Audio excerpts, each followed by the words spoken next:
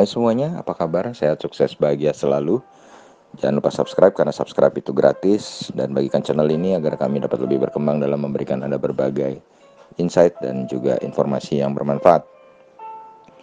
Bagi Anda yang selama ini telah mendukung kami ucapkan terima kasih.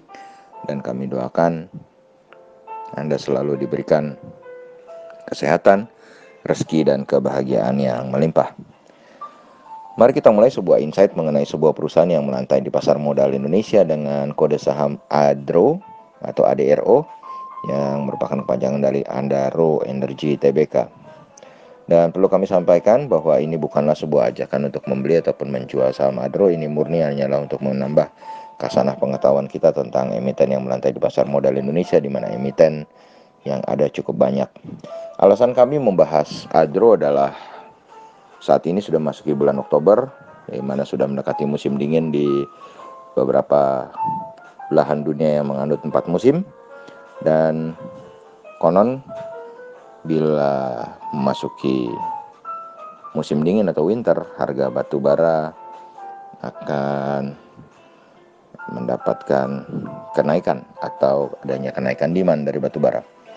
Oleh karena itu kami coba bahas mengenai sebuah perusahaan yang bergerak di bidang batu bara, yaitu Adaro Energy Tbk, yang didirikan dengan nama PT Padang Karunia pada tanggal 28 Juli 2004 dan mulai beroperasi secara komersial pada bulan Juli 2005. Kantor pusat dari Adro sendiri berlokasi di Gedung Menara Karya, lantai 23, Jalan HR Rasuna Said, Blok X5, Kafling 1-2, Jakarta Selatan.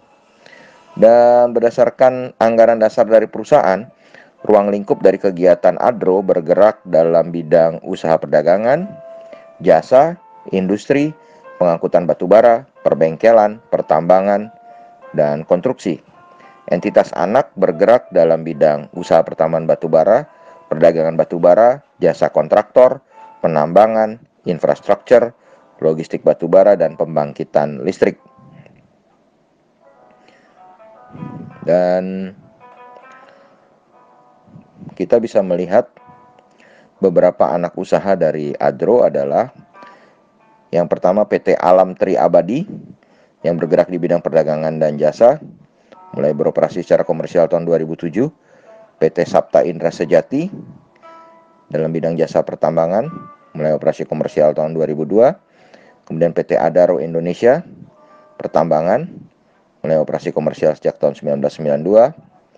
Kemudian PT Dianila Setia Mukti di bidang investasi, PT Jasa Power Indonesia di bidang jasa pertambangan beroperasi mulai tahun 2016, PT Biscayne Investment investasi, kemudian PT Indonesia Bulk Terminal jasa pengelolaan terminal mulai beroperasi tahun 1997, PT Adaro Persada Mandiri di bidang jasa mulai beroperasi tahun 2006, kemudian Arindo Holdings yang berlokasi di Mauritius yang bergerak di bidang investasi, kemudian Vindor Investment di Mauritius juga bergerak di bidang investasi, kemudian Coal Trade Service International Pte di bidang perdagangan batubara mulai beroperasi tahun 2001 di Singapura, kemudian PT Viscaya Investment di bidang investasi, kemudian PT Sarana Daya Mandiri di bidang jasa mulai beroperasi tahun 2009, Orchard Maritim Logistik di bidang pengelolaan dan pengangkutan batubara berada di Singapura mulai beroperasi tahun 2006,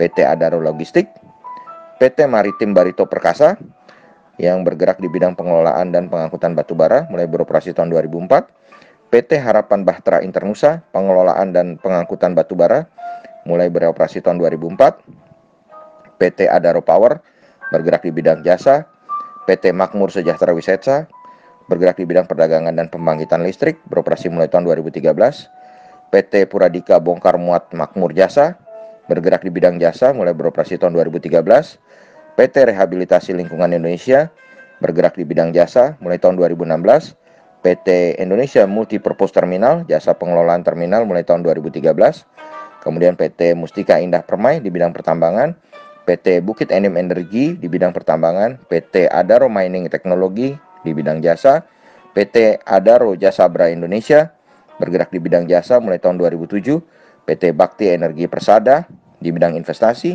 PT Persada Multibara PT Kazana Bumi Kaliman, PT Bumi Kaliman Sejahtera, PT Telen Eko Coal, PT Bumi Murau Coal, PT Birawa Pandu Selaras, PT Tri Penuntun Persada, PT Wahau Tutung Investindo, PT Bakti Kutai Transportindo, PT Bukit Bara Alam Persada, PT Bakti Kumala Sakti, PT Wahau Sumber Alam, PT Etam Sukses Sejahtera, PT Murau Selo Sejahtera, PT Sumber Guna Alam Lestari, PT Adaro Tirta Mandiri di bidang perdagangan, PT Agri Multi Lestari di bidang peternakan mulai beroperasi tahun 2016, PT Paramita Cipta Sarana di bidang pertambangan, PT Semesta Sentramas di bidang pertambangan mulai beroperasi tahun 2014, PT Laskar Semesta Alam di bidang pertambangan mulai beroperasi tahun 2016, PT Trimitra Tirta Sarana, PT Drupadi Tirta Intan di bidang pengolahan air tahun 2016, PT Drupadi Tirta Gresik di bidang pengolahan air tahun 2016, PT Lahai Coal beroperasi tahun 2016, PT Parikol, PT Juloi Coal, PT Sumber Barito Coal, PT Kalteng Coal, PT Marwai Coal, PT Ratah Coal, dan PT Balangan Anugrah Semesta. Begitu banyak anak usaha dari Adaro, luar biasa, dari hulu ke hilir. Sedangkan saham Adaro sendiri hari ini diperdagangkan di 1115 dengan market capital atau nilai pasar sebesar 35,66 triliun rupiah. Dan kalau kita lihat harga Adaro saat ini 1115 sebenarnya sudah sangat murah kalau kita bicara dari segi monthly atau harga bulanannya, di mana rentang harga bulanan Adaro adalah dari 1110 sampai dengan 1220. Sedangkan kalau year to date harga tertinggi saham batubara ini adalah di 1595. Sedangkan harga tertingginya dalam 3 tahun terakhir adalah 2650. Dan investor asing sendiri mencatatkan total net foreign sale atau total jual bersih sebesar 286,2 miliar rupiah selama 1 bulan terakhir. Sedangkan sejak awal tahun investor asing mencatatkan total jual bersih sebesar 289,42 miliar rupiah di saham Adaro ini. Dan Adaro sendiri sudah cukup lama melantai di pasar modal Indonesia sejak 16 Juli 2008 dengan pemilik saham terbesarnya adalah PT Adaro Strategic Investment sebesar 43,91%, kemudian Garibaldi Thohir sebesar 6,18%, dan masyarakat sebesar 49,91%. Dan Presiden Komisaris dijabat oleh Edwin Suryajaya yang ada juga di MDKA, yang juga adalah putra dari mantan pendiri Astra, Bapak William Suryajaya. Kemudian wakil presiden komisarisnya juga seorang yang tidak asing lagi, mantan presiden direktur, mantan pengendali Astra juga, yaitu Insinyur Theodor Permadi Rahmat atau yang sering dipanggil Bapak TP Rahmat. Sedangkan presiden direkturnya yang juga tercatat sebagai pemegang saham adalah Garibaldi Thohir atau Boy Thohir, kakak dari Menteri BUMN Bapak Erick Thohir. Dan Edwin Suryajaya sendiri memiliki kepemilikan saham sebesar 3,29% dan Bapak TP Rahmat memiliki kepemilikan saham sebesar 2,54%.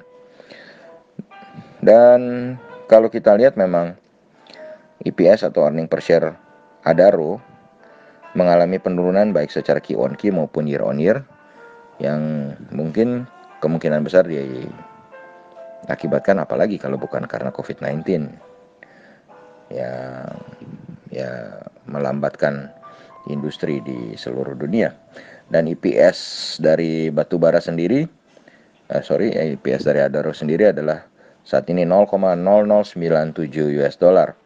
Sales dari Adaro adalah 1,36 miliar US dollar, asetnya 6,64 miliar US dollar, liability 2,7 miliar US dollar, dan equity-nya adalah 3,7 miliar US dollar. Book value per share dari Adaro adalah 0,1158 US dollar. Dan ini menghasilkan valuasi yang sangat menarik bagi Adaro. Kenapa? Karena price earning ratio-nya 8,04 kali di bawah 10, jadi kita bisa bilang murah untuk price earning ratio-nya. Kemudian price to book value ratio-nya juga termasuk kecil atau murah, karena price to book value ratio-nya juga di bawah 1, yaitu 0,67 kali.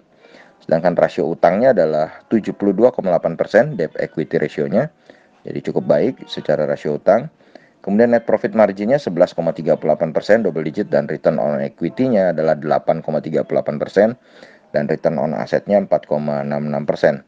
Yang perlu digarisbawahi adalah net profit margin dan return on equity-nya ini dicatat ketika Adaro mengalami penurunan EPS yang cukup besar yang diakibatkan adanya lockdown dan COVID-19. Dan Adaro sendiri, kalau kita lihat tahun 2020 sendiri tercatat 2 kali membagikan dividen, 2019 2 kali membagikan dividen, 2018 1 kali, 2017 2 kali, 2016 2 kali, dan 2015 2 kali membagikan dividen. Jadi Adaro adalah sebuah perusahaan yang stabil membagikan dividen dengan jumlah pembagian dividen yang juga lumayan besar, 9,83%. Dividen yield-nya cukup menarik ya. Jadi demikianlah sebuah saham dengan kode saham Adro yang cukup baik profitabilitasnya dan valuasinya cukup murah, sangat murah bahkan. Dengan performance perusahaan yang seperti itu, rutin membagikan dividen bahkan 2 kali setahun, dan dividen yield-nya sangat besar. Kembali kepada Anda, kami serahkan kepada Anda apakah Anda berminat memasukkannya ke dalam watchlist Anda. Tetap sehat, tetap semangat, maju terus dalam mencapai profit maksimal dalam pasar modal Indonesia, dan juga jangan lupa untuk selalu berusaha bahagia.